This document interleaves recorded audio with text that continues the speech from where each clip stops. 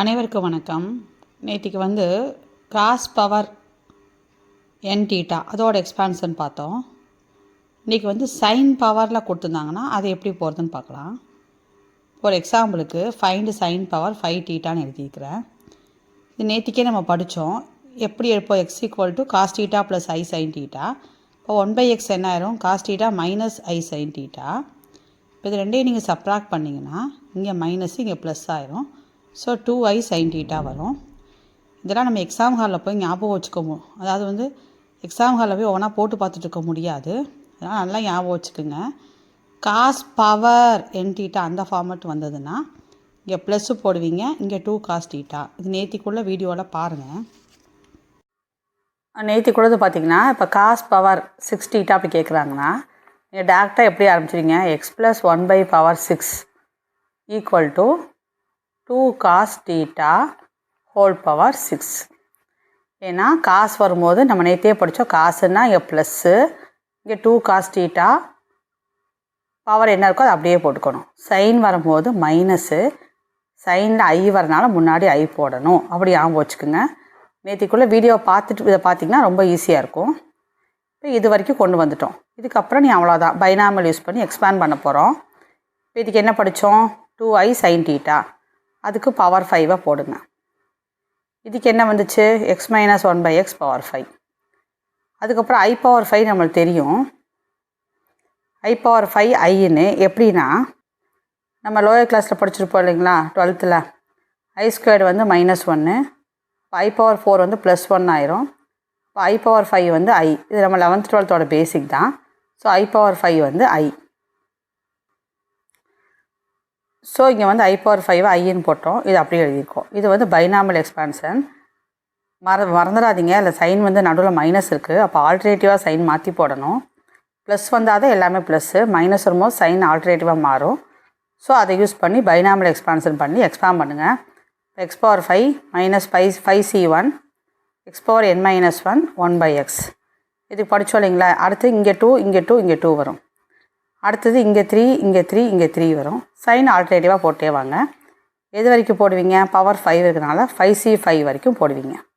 கரெக்டுங்களா? அப்போ 5c5 X power 5 -5 1/x power 5 இது வரைக்கும் போட்டாச்சு. இதுக்கப்புறமா இனி ஆன்சர் போட்டுருங்க. 5c1ங்கிறது 5. இங்கே 4 வருமா? இங்கே ஒரு எக்ஸ் கேன்சல் ஆகும், 3 ஆயிரும். இங்கே பார்த்தீங்கன்னா 3 வரும். இங்கே 2 இருக்குது, கேன்சல் ஆச்சுன்னா ஒரு எக்ஸ் வரும். இங்கே 2 இருக்குது, இங்கே 3 இருக்குது, அப்போ ஒரு எக்ஸ் வரும். ப்ளஸ் இங்கே பார்த்தீங்கன்னா ஒரு எக்ஸ் வரும். இங்கே பவர் 4 இருக்குது, கேன்சல் ஆயிரும், இப்போ 3 வரும். இங்கே பார்த்தீங்கன்னா இது 1, இது எக்ஸ் பவர் 0 ஆயிரும் 1. So 1/x power 5. நீங்கள் நேற்று போட்டதை பார்த்தீங்கன்னா இது நீங்கள் பார்க்க வேண்டியே டக்குன்னு பார்த்துட்டு ஓடியே போயிடலாம். அவ்வளோ ஈஸியாக இருக்கும். இது ரெண்டையும் கம்பைன் பண்ணுங்கள். ஒரே செட்டு.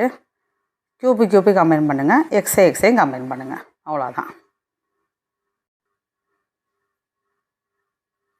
நல்லா புரியுதான்னு ஒரு வாட்டி நல்லா ரீகால் பண்ணிக்கோங்க. இப்போ கம்பைன் பண்ணிட்டோம். இது நேற்றுக்கே நம்ம படிச்சிட்டோம். மைனஸ் வந்திருக்கு இல்லையா? அப்போ 2i sin 5 டீட்டா. இங்கேயும் 2i sin 3 டீட்டா. இது 2i sin டீட்டா. பார்த்திங்கன்னா எல்லாத்துலேயுமே 2i கேன்சல் பண்ணிடலாம். ஸோ 2i 2 சைடு கேன்சல் பண்ணிங்கன்னா இங்கே பேலன்ஸ் பார்த்திங்கன்னா 2 பவர் 4 இருக்கும். அதை 16 மாற்றிட்டோம். இந்த சைன் பவர் 5 டீட்டா பேலன்ஸ் பார்த்திங்கன்னா sin 5 theta -5 sin 3 theta plus 10 sin theta. அடுத்து நம்மளுக்கு எக்ஸாமில் ஆப்ஷன் பார்த்துக்குங்க. இது மட்டும் கேட்டுதாங்கன்னா இந்த 16 இந்த சைடு கொண்டு வந்துட்டிங்கன்னா 1/16 ஆஃப் போட்டு இதை அப்படியே காப்பி அடிச்சிடணும். அவ்வளோதான்.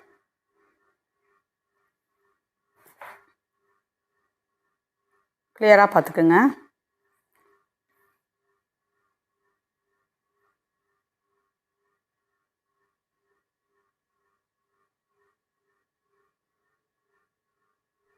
அதாவது இப்போ நம்ம பார்த்தது பார்த்திங்கன்னா sine power n theta, cos power n theta பார்த்தோம். ரெண்டுக்கும் டிஃப்ரென்ஸ் போட்டு குழப்பிக்காதீங்க. இது cos n theta, sine n theta, tan n theta இப்படி கண்டுபிடிக்கிறது. அது பவரில் வந்தது, இது பக்கத்தில் வருது. ரெண்டையும் போட்டு குழப்பிக்கூடாது. இது டிமாரே தியரம் யூஸ் பண்ணி நம்ம இதை போட போகிறோம். இது எப்படி போடணுன்னா அந்த ஃபார்முலா மட்டும் நீங்கள் படிச்சிங்கனாவே போதும். நல்லா ஞாபகம் வச்சுக்கோங்க. காசுனா ஈவனு, சைனுனா ஆடாக எழுதணும் அப்படி ஞாபகம் வச்சுங்க. சைன் காஸ் டேன் அந்த ஆர்டரில் தானே படிப்போம். இப்போ சைன் வந்து ஆடு, காஸ் வந்து ஈவன், அப்புறம் டேன் போடும்போது ஆட் பை ஈவன் ரெண்டையும் டிவைட் பண்ணி போடுவோம். அப்படி ஞாபகம் வச்சுக்கோங்க. சைன் வந்து ஆடு, காஸ் வந்து ஈவன். அப்போ ஆடுன்னா எப்படி ஆரம்பிக்கணும்? 1லேருந்து ஆரம்பிக்கணும். அப்போ NC1 cos power n-1 theta sine power sine power 1 theta வரும், சைன் தீட்டான்னு போட்டுங்க.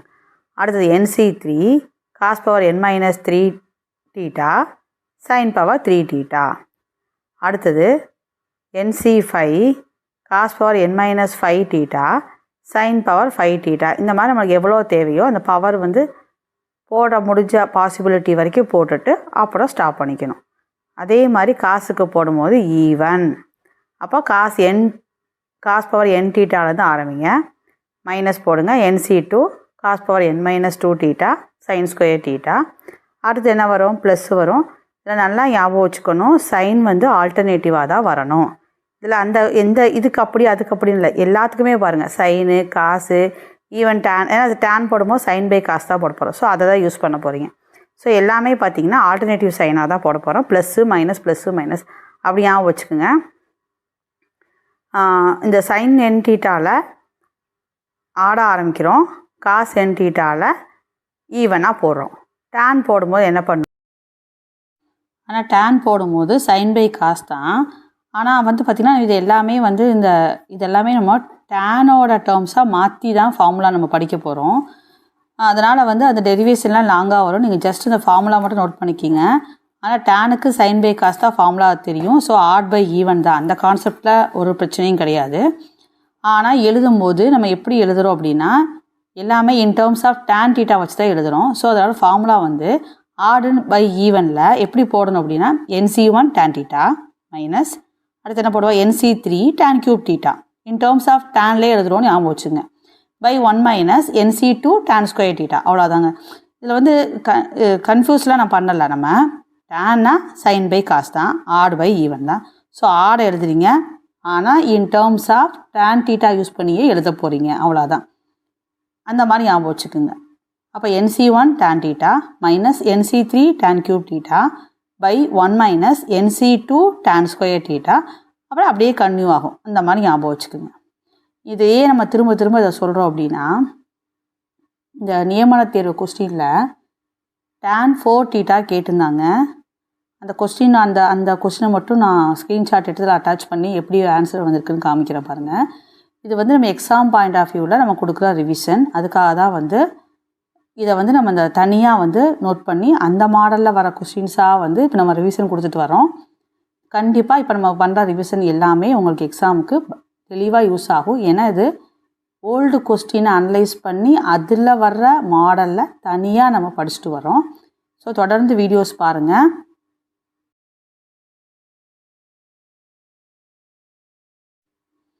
ஃபஸ்ட்டு ஒன் பார்த்திங்கன்னா காசுக்கு எக்ஸாம்பிள் எழுதியிருக்கோம். Cos 7 theta.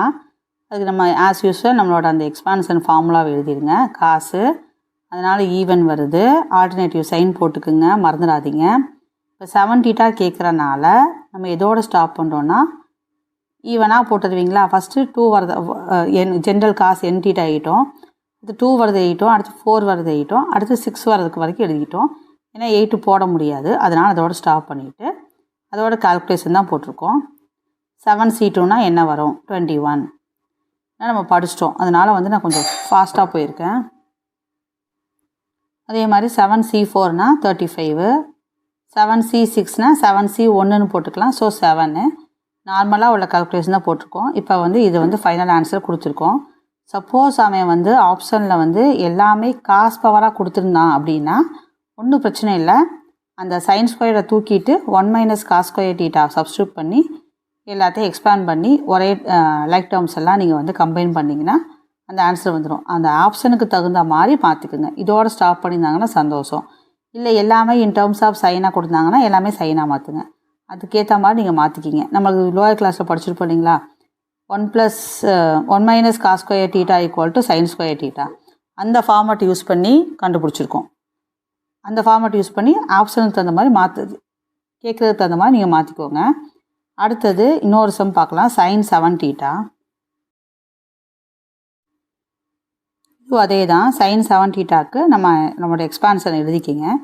எழுதி முடிச்சுட்டு சப்ஸ்டியூட் பண்ணுங்கள். இங்கே 7θ கேட்டனால நம்ம வந்து 7 வரைக்கும் போடலாம். ஏன்னா சைனை பொறுத்த வரைக்கும் நம்ம என்ன யூஸ் பண்ண போகிறோம், ஆடு. ஸோ 1 3 5 7 வரைக்கும் போடலாம். ஸோ அது வரைக்கும் போட்டுட்டு ஸ்டாப் பண்ணியிருக்கோம்.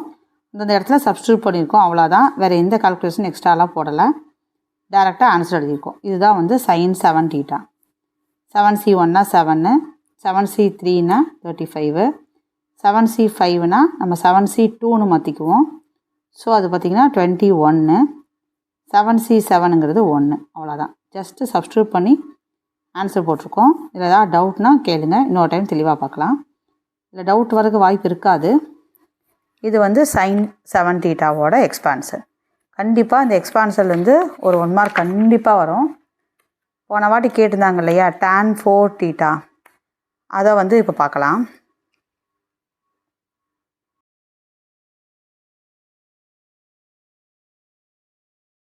கொஸ்டின் பேப்பரில் tan 4θ கேட்டிருந்ததை ஸ்க்ரீன்ஷாட்டாக வந்து இதோட அட்டாச் பண்ணியிருக்கோம். அதோட 4 ஆப்ஷனை பார்த்திங்கனாவே உங்களுக்கு கிளியராக இப்போ தெரிஞ்சிடும். போட்டு பார்க்கணும் அவசியம் இல்லை. tan nθவோட எக்ஸ்பான்ஷனை பார்த்தோம்னா ஆடு கீழே வந்து ஈவன் வரும். ஆடு வரும்போது ஆல்டர்னேட்டிவ் சைன் வரணும். இப்போ ஃபஸ்ட் ஆப்ஷன் வராது, செகண்ட் ஆப்ஷன் வராது, தேர்டு ஃபோர்த்தில் மட்டும்தான் நியூமரேட்டர் கரெக்டாக வந்திருக்கு. இப்படி தான் ஷார்ட்கட் யூஸ் பண்ணணும். டினாமினேட்டர் பார்த்திங்கன்னா எப்படி கொடுத்துருக்காங்க ஃபார்முலாவில், டினாமினேட்டர் பார்த்திங்கன்னா 1 மைனஸ் ஈவன் இருக்குது. அப்போ ஃபஸ்ட்டு டேர்முக்கு அப்புறம் மைனஸ் வரணும். அதாவது நியூமரேட்டரில் ப்ளஸ்ஸு மைனஸ்ஸு, டினாமினேட்டரில் 1 மைனஸு. ஸோ இதை ஐடியா பண்ணோம்னா நம்ம ட்ரிக் யூஸ் பண்ணி 4 ஆப்ஷனில் வந்து போடாமலேயே எந்த ஆப்ஷன் கரெக்டு எந்த ஆப்ஷன் தப்புங்கிறத நம்மளால் வந்து கொண்டு வர முடியும். ஸோ இப்போ இதில் எந்த ஆன்சர் வரும் பாருங்கள், ப்ளஸ்ஸு மைனஸ் வரணும், நடுவில் வந்து கீழே வந்து 1 மைனஸ்னு வரணும். ஸோ ப்ளஸ்ஸு மைனஸு கீழே 1 மைனஸு, ஆல்டர்னேட்டிவ் சைனாக தானே போகும். அப்போது டி ஆப்ஷன் தானே வர சான்ஸ் இருக்குது. நியூமரேட்டர் பார்த்திங்கன்னா ப்ளஸ்ஸு மைனஸ் கரெக்ட் ஆகிடுச்சு. டினாமினேட்டர் பார்த்திங்கன்னா 1 மைனஸ் போடுவோம், அடுத்து என்ன போடணும், ப்ளஸ்ஸு தான் வரும். ஸோ இதுக்கு என்ன வர ஆப்ஷன் டி. இப்படி தான் போடாமலேயே வந்து நம்மளோட ஐடியா வச்சு ட்ரிக் வச்சு ஷார்ட்கட் யூஸ் பண்ணுற மாதிரி சம்ஸை வந்து பாதி சம்ஸை ட்ரை பண்ணாதான் இந்த குறிப்பிட்ட டைமுக்குள்ளே நம்மளால் வந்து கொஸ்டின் பேப்பர் எல்லாத்தையுமே வந்து எல்லா கொஸ்டினையும் வந்து அட்டன் பண்ண முடியும். ஸோ இந்த ட்ரிக்கெல்லாம் வர வர வர நம்ம சொல்லுவோம், அதெல்லாம் நோட் பண்ணி வச்சுக்கோங்க. ஸோ இதுக்கு ஆப்ஷன் வந்து டி. அவ்வளோதான் ஃப்ரெண்ட்ஸ். இந்த வீடியோ ஃபுல்லாக கவராக பார்த்தீங்கன்னா கண்டிப்பாக ஒரு 1 மார்க் வந்து நிச்சயம். நீ அடுத்து இதே மாதிரி ஒரு இம்பார்ட்டண்ட் டாப்பிக்கில் எக்ஸாம் பாயிண்ட் ஆஃப் வியூவில் சந்திப்போம். நன்றி, வணக்கம். இதில் ஏதாவது டவுட்னா கேளுங்க, போடலாம். இல்லை நான் எனக்கு இப்படி ட்ரிக் வச்சு போட முடியாது அப்படிங்கிறவங்க தாராளமாக அந்த எக்ஸ்பான்ஷன் ஃபார்முலா எழுதி என்ன இருக்கிற இடத்துல 4 போட்டே வந்தீங்கன்னா உங்களுக்கு வந்து ஆன்சர் கிடச்சிடும். அதை யூஸ் பண்ணி நீங்கள் ஆப்ஷன் போட்டுக்கலாம். அது நம்ம சாய்ஸ் தான். ஆனால் பெட்டர் சாய்ஸ் வந்து இந்த மாதிரி ட்ரிக்கை வச்சு ப்ளஸ்ஸு மைனஸ், இல்லை ஒன்றும் குழப்பற கொண்டு இல்லை, plus minus 1 minus plus. So இது ஆட்டோமேட்டிக்காக பார்த்தாலே டி ஆப்ஷன் வந்துடும். அதுக்கப்புறம் அது உங்களோட விருப்பம். நன்றி, வணக்கம்.